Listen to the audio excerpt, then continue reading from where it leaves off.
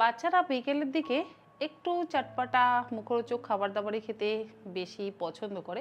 শুধু বাচ্চারা নয়, আমাদেরও কিন্তু বিকেলবেলার দিকে একটু ভাজাভুজি খেতে ইচ্ছে করে।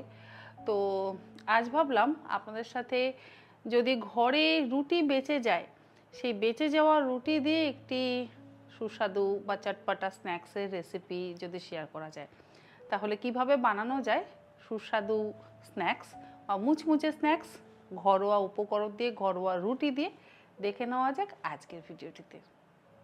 আমি এখানে নিয়েছি মিডিয়াম সাইজের টুকরো করে কেটে নেওয়া 150 গ্রাম পরিমাণে চিকেনের বোনলেস ব্রেস্টের পিস। ভালো করে ধুয়ে জল ছড়িয়ে রেখেছিলাম। এগুলোকে ইলেকট্রিক চপারের মধ্যে নিয়ে কিমা তৈরি করে নেব। আপনারা চাইলে দোকান থেকেও করতে পারেন, তবে আমার মনে হয় দোকান থেকে করার থেকে বাড়িতে যদি মিক্সিতে করে নেন তাহলে বেশি ভালো হয়। কিমা তৈরি হয়ে যাওয়ার পর আমি আলাদা একটা পাত্রের মধ্যে ঢেলে নিলাম। এবারে ওই একই ইলেকট্রিক চপারের মধ্যে দিয়ে দেব 8 কোয়া রসুন, তার সাথে দেব 1/4 ইঞ্চ আদার টুকরো। আদা খুব একটা বেশি লাগবে না। তার সাথে দিচ্ছি 2টো কাঁচা লঙ্কা। লঙ্কার পরিমাণ আপনারা অবশ্যই নিজেদের স্বাদ অনুসারে ব্যবহার করবেন। আর যেহেতু বাচ্চা খাবে, সেই জন্য লঙ্কাটা খুব একটা ব্যবহার করবার প্রয়োজন নেই। আর দিলাম 2টো মিডিয়াম সাইজের বড় টুকরো করে কেটে নেওয়া পেঁয়াজ। এগুলোকে আমি ছোট টুকরো করে কুচিয়ে নেব। কখনোই পেঁয়াজ আদা রসুনের পেস্ট ব্যবহার করবেন না। চেষ্টা করবেন একদম মিহি করে কুচিয়ে নিয়ে তবে চিকেনের মধ্যে মেশাতে। তাহলে কি হবে, চিকেনের থেকে কিন্তু জল রিলিজ করবে না। তা না হলে আবার চিকেনের থেকে জল রিলিজ করে। এরপরে এর মধ্যে দিয়ে দিচ্ছি 1/2 চা চামচ পরিমাণে গোলমরিচের গুঁড়ো, তার সাথে দেব স্বাদ মতো লবণ। ধনেপাতা কুচি কিন্তু ব্যবহার করছি না। আপনারা চাইলে অল্প একটু ধনেপাতা কুচি বা পার্সলে কুচি বা যদি আপনাদের কাছে স্প্রিং অনিয়ন থাকে সেটাও কিন্তু ব্যবহার করতে পারেন। আমি কোনো কিছুই ব্যবহার করছি না। এই সমস্ত কিছু দিয়ে ভালো করে মেখে নিচ্ছি।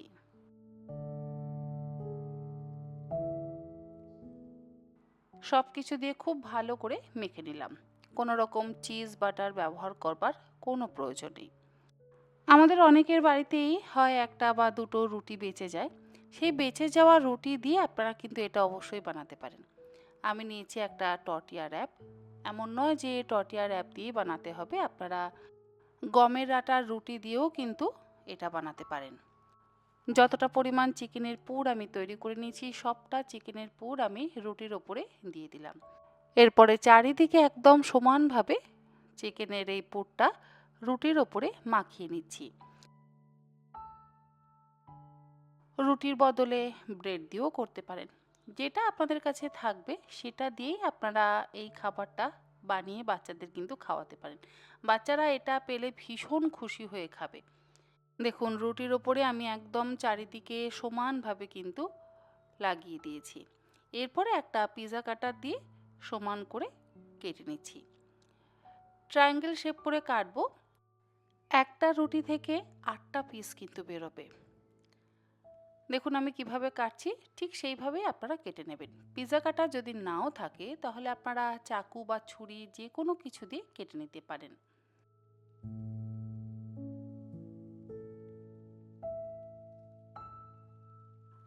8টা পিস বেরিয়ে গেছে, এগুলোকে আমি আলাদা করে রেখে দিচ্ছি। আর এইভাবে বানিয়ে আপনারা নর্মাল ফ্রিজেও কিন্তু স্টোর করে রাখতে পারেন।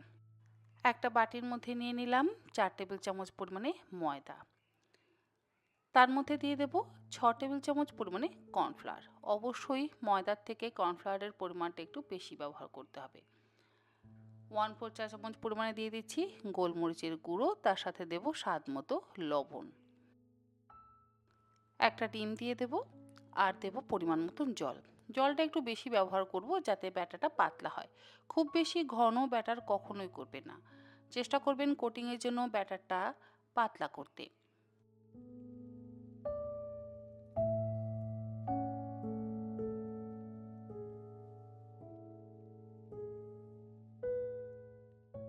দেখুন জলটা দিয়ে আমি খুব পাতলা করে ব্যাটারটা তৈরি করে নিলাম।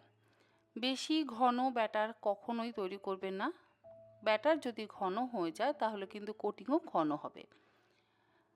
সেই জন্য আমি সবসময় বলি পাতলা ব্যাটার তৈরি করতে। ভালো করে আমি গুলে নিয়েছি। ব্যাটারটা তৈরি করে নেওয়ার পর এবারে একটা পাত্রের মধ্যে নিয়েছি বেশ কিছুটা পরিমাণে প্যানকো ব্রেড ক্রাম্ব, তার মধ্যে দিলাম অল্প একটু লবণ।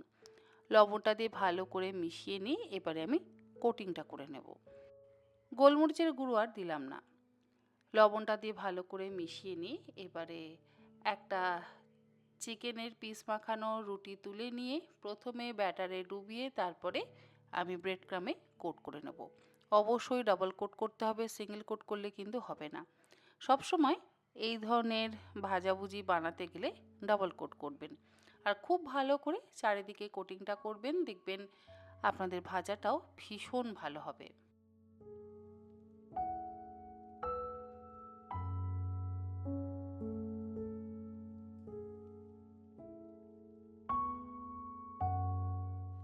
হাত দিয়ে চেপে চেপে আমি একটু ব্রেড ক্রামটা মাখিয়ে নিলাম। এইভাবে বানিয়ে আপনারা নর্মাল ফ্রিজে 5-6 দিন কিন্তু স্টোর করে রাখতে পারেন।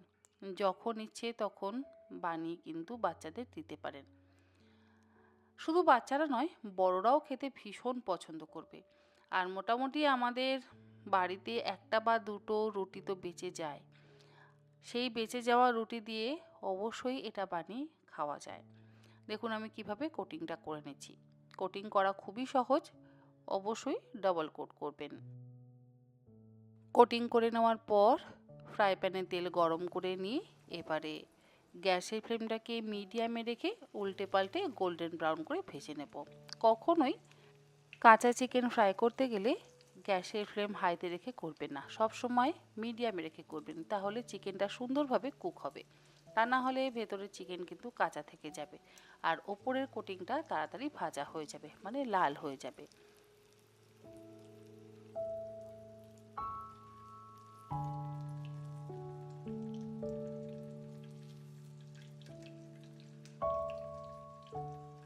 দেখুন কেমন সুন্দর উল্টে পাল্টে আমি গোল্ডেন ব্রাউন করে ভেজে তুলে নিচ্ছি। খেতে অসম্ভব ভালো হয়। আপনারা অবশ্যই এরকমভাবে বাড়িতে বানিয়ে নিজেরা খেতে পারেন। বাড়িতে যদি কোনো অতিথি আসেন তাদের জন্যও বানিয়ে দিতে পারেন। ভালো করে ভেজে নিয়ে আমি একটা কিচেন টিস্যুর উপরে রেখে দিচ্ছি। আচ্ছা, এই খাবারটার নাম কি দেওয়া যায় বলুন তো?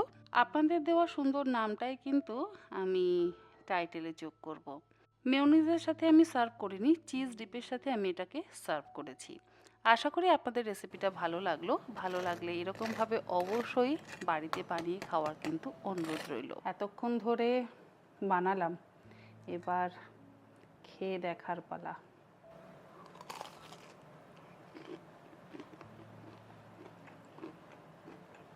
বলে বোঝাতে পারবো না যে কি দুর্দান্ত স্বাদ হয়েছে। যেমন ক্রিস্পি তেমন ভালো খেতে হয়েছে। আপনারা অবশ্যই বিকেলে স্ন্যাক্স হিসেবে যে কোনো দিন বানান, বাচ্চা বড় সকলেরই ভালো লাগবে। এবার আমি খাই, শেষ করি, কারণ আর হাতে ধরে রাখতে পারছি না। Good night.